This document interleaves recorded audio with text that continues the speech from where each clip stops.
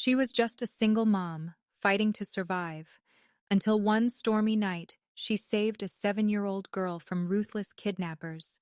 But that girl wasn't just anyone. She was the daughter of the city's most feared mafia boss. What began as a moment of courage pulled Jenny into a world of danger, forbidden love, and choices that would test her very soul. Will she protect her son, save the mafia's daughter, or risk everything for a love she never saw coming? Watch till the end, because what Morris did next will leave you breathless. Now let's dive in. The rain hammered down on the cracked sidewalks as Jenny pulled her worn coat tighter around her shoulders. Another double shift was behind her, and her body ached in every bone, but she walked with the same determination that had carried her through years of struggle. Somewhere at home, her little boy Aiden was curled up beneath a blanket, waiting for the sound of her key in the door. That thought alone pushed her weary feet forward through the storm. Lightning split the sky, revealing empty streets lined with shuttered shops and flickering neon signs.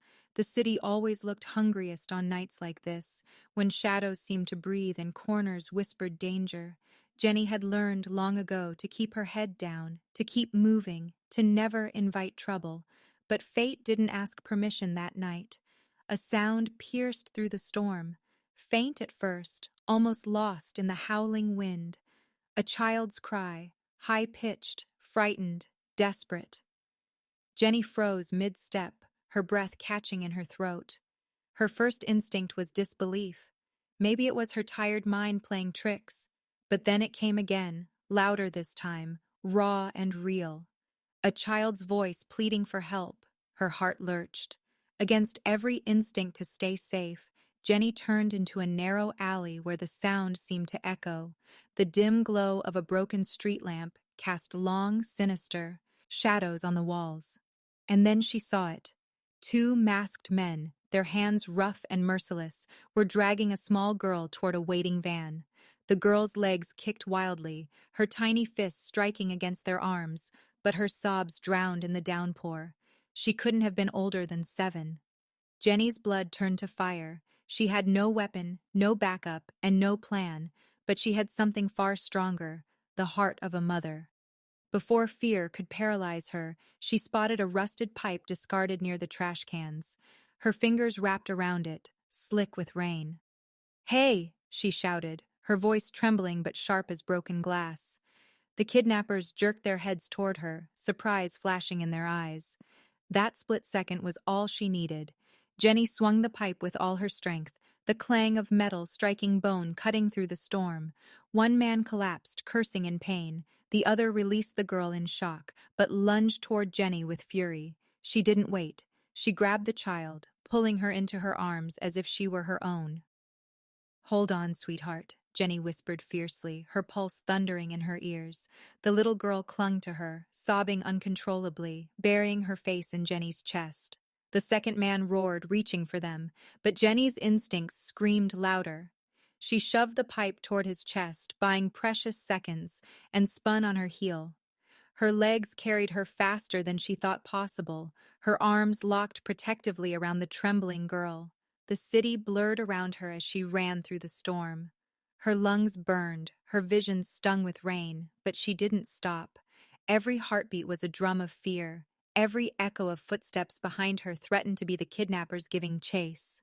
She turned corner after corner, her shoes splashing through filthy puddles, until finally she reached the peeling door of her tiny apartment building. Fumbling with her keys, she pushed through, slammed the door, and threw the lock. Her chest heaved as she pressed her back against the wood, the girl still shaking in her arms. The silence on the other side of the door was deafening. Had they followed? Had they seen where she lived? Only then did Jenny look properly at the child. Wet curls stuck to her pale face, her wide brown eyes shimmering with terror. "You're safe now," Jenny whispered, brushing a strand of hair away. "I won't let anyone hurt you." But as the girl hiccuped through her tears, her words sent a chill down Jenny's spine. "They wanted me because of my papa," she said softly, her voice trembling. Jenny's brows furrowed. "Papa? Who could possibly?" The truth struck like a lightning bolt. Jenny had seen that face before, on the news, in whispers exchanged by fearful neighbors. This wasn't an ordinary child. This was Julie Kane, the daughter of Morris Kane, the most feared mafia boss in the city. Jenny's stomach dropped. Saving her had been instinct. Keeping her safe might be suicide. Her small apartment suddenly felt like a trap. Every creak of the floorboards made her jump. Every gust of wind against the window felt like an intruder creeping closer. And then, bang, bang, bang. The pounding on her door rattled the frame so hard she thought it might splinter. Jenny's heart leapt into her throat. Julie whimpered, clutching her shirt tighter. She pressed a trembling finger to the girl's lips, urging silence, her own breath shallow with dread. The storm outside raged on, but nothing was louder than the knocks that promised one truth. Someone had already found them, and they weren't going away. The pounding on the door grew louder, each thud rattling the fragile hinges. Jenny's breath came fast, her back pressed against the wood as though her weight alone could hold back whatever nightmare waited outside. Julie whimpered in her arms, clutching tighter, her tiny body trembling like a trapped bird. And then, the door didn't just creak, it exploded inward. Wood splintered, shards flying across the room as the frame crashed. Years, Morris felt the ground beneath him shift. No cowering, no groveling, just raw, unshaken fire staring back at him. Before he could speak, before he could decide whether to punish her insolence or reward her courage, crash! Gunfire erupted. The window behind them shattered, shards of glass raining down like knives. Bullets whistled through the air, embedding themselves into the peeling plaster of Jenny's walls. "Down!" Morris roared, throwing his body forward. With one arm, he pulled Julie against his chest. With the other, he grabbed Jenny by the wrist, dragging her toward the floor as bullets tore through the room. Jenny gasped, her body pinned between the chaos and his iron grip. The knife clattered away, forgotten, as she shielded Julie with her arms. Outside, shadows moved, silhouettes of men armed and merciless, their figures illuminated by the strobe of lightning. The storm hadn't brought safety. It had brought war to her doorstep. Jenny's ears rang with the gunfire, her heart pounding against her ribs like it wanted to escape. Every instinct screamed to protect the child pressed against her chest. But now, she realized, she wasn't just shielding Julie from faceless kidnappers. She was in the crosshairs of something much bigger. Morris cursed under his breath, his jaw tight, his eyes narrowing at the enemy beyond the broken glass. He had expected revenge from rivals, betrayal from enemies, but never here, never so close to his daughter. Jenny, pressed against the floor beside him, turned her head. For the first time, she saw not just the ruthless mafia boss people feared, but a father, frantic and furious, risking his life for his child. Bullets ceased for a heartbeat, the silence broken only by the rain pounding the ruined window frame. And in that pause, Jenny's chest tightened with a horrifying realization. Her life was no longer her own. By saving Julie, he had crossed a line that could never be undone. The storm outside wasn't the danger anymore. The storm was inside, between the woman who refused to bow and the man the city never dared defy. And as shadows shifted beyond the window, rifles raised for the next attack, Jenny understood the truth with terrifying clarity. She hadn't just saved Julie Kane, she had stepped into a war, and there was no turning back. The storm had barely passed when the world shifted again. Jenny found herself swept into the ironclad walls of Morris Kane's mansion, a place where every shadow seemed alive, and every glance from the guards carried suspicion. The moment she stepped across the threshold, she felt the weight of eyes crawling over her, judging her simple clothes, her unpolished shoes, the way her hand clung protectively to Julie's small fingers. They sneered, muttered under their breaths, wondering what business a woman like her had in the empire of the most feared man alive. But Jenny didn't bow her head. Not once.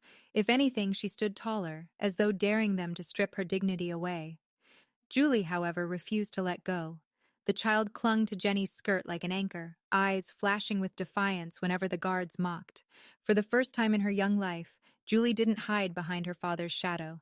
She had found comfort in a stranger's arms, and she refused to surrender it. Inside the mansion, marble floors gleamed, chandeliers dripped light like captured stars, and armed men lined every hall. Yet beneath the grandeur, Jenny only saw cages, cages of fear, power, and silence. Julie's scraped knees and bruised spirit were more real to her than any gold-laced luxury.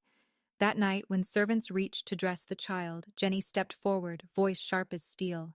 "No, I'll do it myself." She washed Julie's cuts, pressed soft kisses over bandages, and whispered bedti, me prayers into the little girl's ear.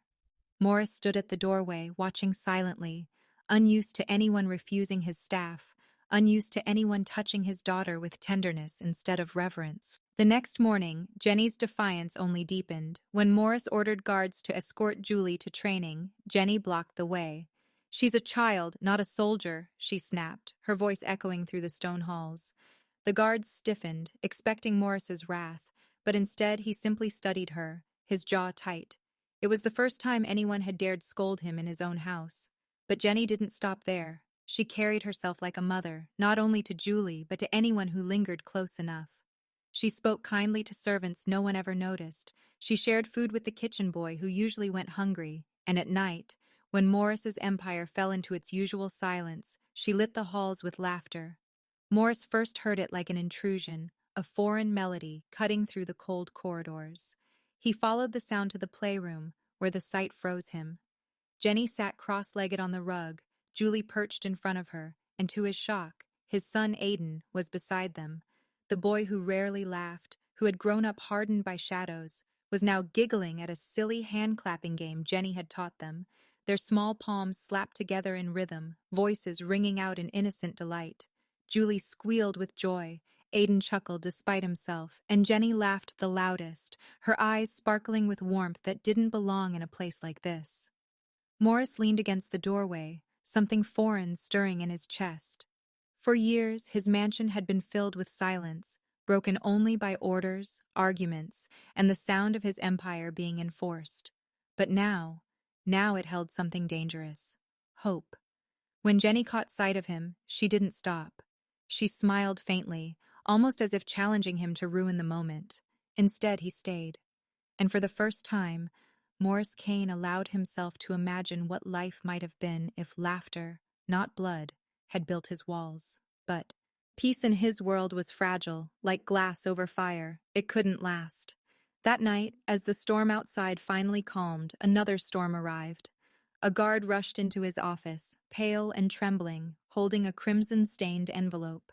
Morris snatched it, his fingers tearing the seal, eyes scanning the words that dripped with venom. "We don't want your empire, Kane. We want her. Trade the woman, or your daughter dies." The paper shook between his fingers. His empire had faced betrayals, wars, assassins, but never a threat like this. Never had anyone demanded a woman. His men exchanged uneasy glances, whispers echoing in the room. Who was this stranger who had so quickly unsettled the balance of his world? Morris's jaw clenched, his mind already racing with strategy. Yet before he could speak, Jenny entered. She had seen enough blood in her life to know what such silence meant. Her eyes locked onto the letter, then onto Morris, then onto the frightened glances of his men. "They want me, don't they?" she said, her voice steady, unflinching. Morris looked at her, his silence confirming everything. The room waited for her fear, her collapse, her begging. But Jenny didn't crumble, she didn't shrink. She stepped forward, her back straight, her hands fisted at her sides. "Then listen well," she said, her tone sharp enough to cut through stone. "They'll have to kill me first." Her words dropped like thunder, silencing every whisper, every doubt. Even Morris felt the weight of them, heavy in the marrow of his bones. In her eyes burned not submission, not fear, but a mother's strength. The kind of strength that didn't need guns, didn't need armies, the kind of strength that could challenge an empire. And as lightning cracked the night sky outside, Morris Kane realized something dangerous. This woman was no longer just a guest. She was the storm his enemies feared, and she had just declared Red War. The mansion had not slept since the blood-stained letter arrived. Guards doubled their patrols, the gates bristled with rifles, and the hallways whispered with unease. Yet amid the fear that gripped Morris's empire, Jenny's decision had been clear. She would not cower, and she would not allow herself to be traded like some bargaining chip. Her words had shaken the men, but it was her presence, unwavering and unbroken, that unsettled them even more. She was not born of power, not raised in violence, and yet she stood taller than any of them. Morris had seen it too, and in her eyes he recognized something dangerous, not weakness, but fire. When he suggested she remain hidden in the safest part of the mansion, Jenny's laugh was sharp, almost bitter. Safe? Behind walls built on fear? That's not safety, Morris. That's a cage. She met his gaze with a defiance he rarely encountered. I won't be anyone's weakness. If they're coming for me, then I'll fight. The words struck him harder than the bullets that had shattered her apartment days before. For years he had watched men break under lesser burdens, yet here was a woman with nothing but scars and determination, daring to demand she be trained for war. Reluctantly he agreed, though in his heart he wondered if he was preparing her to fight, or preparing himself to lose her. The nights that followed blurred into a rhythm of discipline and sparks. Under moonlight, the mansion's courtyard became their battleground. Morris showed her how to hold a weapon, steady her stance, breathe through fear, and strike with purpose. At first her hands trembled, her shots clumsy, her muscles aching, but Jenny never once gave up. Each time she fell, she stood taller. Each time she missed, she narrowed her eyes, gritted her teeth, and tried again. And each time he thought she had reached her limit, she proved him wrong. Somewhere between the training and the silence of the nights, sparks of another kind began to kindle. The way she looked at him, not as the city's feared Mafia boss, but as a man, flawed and furious, desperate to protect his daughter, unsettled him. And the way he looked at her, not as a fragile outsider, but as a warrior forged by circumstance, unsettled her too. There were moments when her laughter broke through his walls, soft and unguarded, making his chest ache in ways no blade ever had. There were times when his hand lingered too long on hers as he adjusted her grip on the gun. Sparks flew, unspoken, dangerous, forbidden. One night, after hours of relentless training, sweat clinging to her brow and determination still burning in her eyes, they found themselves alone in the courtyard. The moon hung low, silver light tracing her face, highlighting every scar, every curve of strength. Jenny lowered the pistol, her chest rising and falling, and for a moment, silence bound them tighter than chains. You think power comes from fear, she whispered, her voice trembling, but steady enough to cut through the night. Her eyes locked onto his, fierce and vulnerable all at once. But real power is when someone feels safe in your arms. The words hit him like a blow, knocking the breath from his lungs. He had built his empire on fear, demanded loyalty through violence. But in that moment, under her gaze, he saw something he hadn't dared dream of. Something stronger than fear. Something he could never control. Before he could respond, before he could build his walls back up, Jenny stepped closer. Her lips brushed his, soft but blazing with defiance, and the kiss ignited everything he had buried for years. For a man who ruled by blood, the tenderness was unbearable. For a man who had crushed hope in others, the hope she offered was shattering. The kiss was short, but it broke him in ways nothing else ever had. His hand rose, almost against his will, to cup the side of her face. For the first time, Morris Kane did not feel like the untouchable monster the world whispered about. For the first time, he simply felt like a man. But dawn never brings mercy. When the first light of morning spilled across the mansion, peace fractured. Jenny woke to the sound of her name being screamed. She bolted upright, her heart seizing as Julie ran into the room, tears streaking her face, clutching a piece of paper in her trembling hand.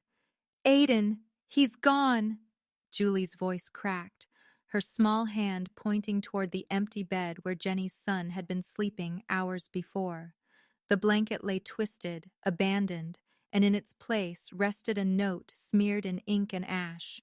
Jenny's hands shook as she tore the letter open. The words clawed at her eyes, dripping with cruelty. Choose the woman or the boy. Her knees weakened, the paper slipping between her fingers. The room tilted, her lungs burning as though the air had been ripped away. Julie sobbed harder, clinging to her arm, terrified not only for Aiden, but for what it meant. Morris stormed in, his men already scrambling, fury etched across his face. He snatched the note, his jaw tightening, his voice a low growl of rage. They've taken him. Jenny staggered back, her heart shattering into pieces too sharp to hold. Her boy, her Aiden, her reason for breathing, gone. And in that single moment, the fragile line between her world and Morris's vanished. This was no longer just about a mafia war. This was about a mother's fight for her son. Her veins burned with fire, hotter than any fear she had ever known. She looked at Morris, her eyes blazing, her voice ragged with fury and grief. "They want me to choose," she whispered, her fists clenching until her nails cut into her palms. "But they don't understand." She lifted her chin, the storm within her spilling into every word. "I will never choose. I will fight for both." The mansion, the guards, even Morris himself seemed to hold their breath. Because for the first time, they all saw it. Jenny wasn't just a mother. She wasn't just a woman who had stumbled into their war. She was fire, and she was ready to burn the world to bring her son back. The night after Aiden was taken had turned the mansion into a fortress of chaos, but in the heart of that storm stood Jenny, broken, bleeding inside, yet unshaken. She had cried when no one saw, her heart ripping at the thought of her son in enemy hands. But when she walked into Morris's war room the next morning, there was no trace of fear. Her steps were steady, her back straight, her eyes aflame. Dozens of men, hardened killers who lived and died by Kane's orders, fell into silence as she entered.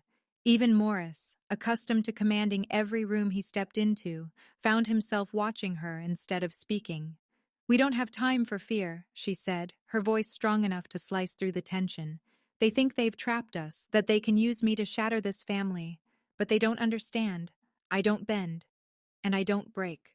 The men shifted, uncertain, their loyalty tangled between fear of Morris and the fire now pouring from this woman's soul. She turned toward them, her voice rising with every word.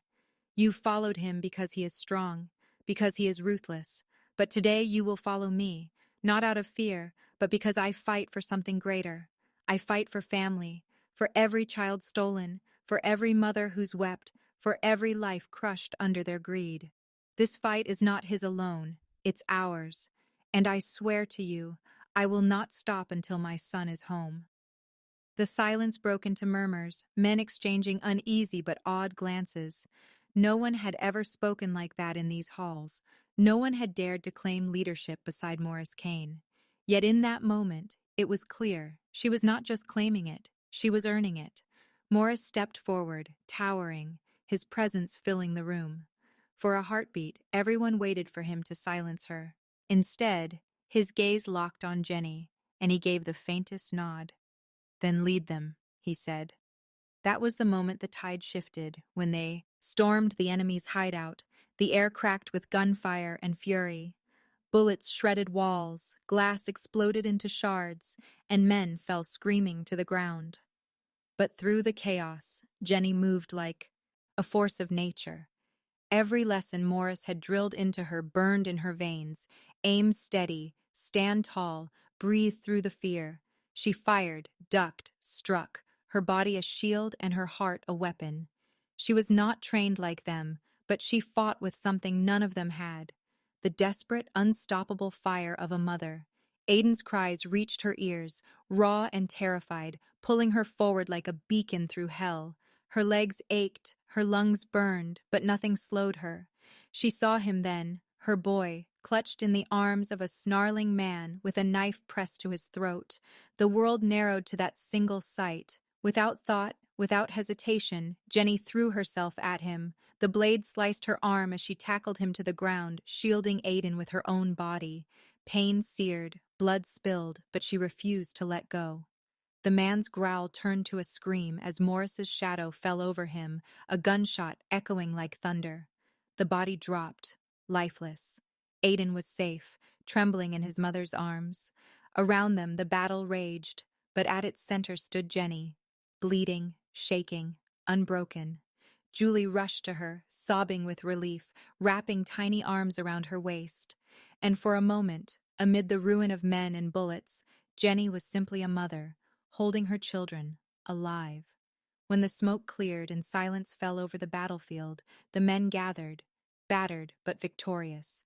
Their eyes, once filled with doubt, now brimmed with something else entirely: respect. And in that silence, Morris did something no one had ever witnessed. He bowed. Not deeply, not dramatically, but enough. Enough to show the world that even the most feared mafia boss could lower his head before true strength. His voice was low, rough, heavy with something more than gratitude.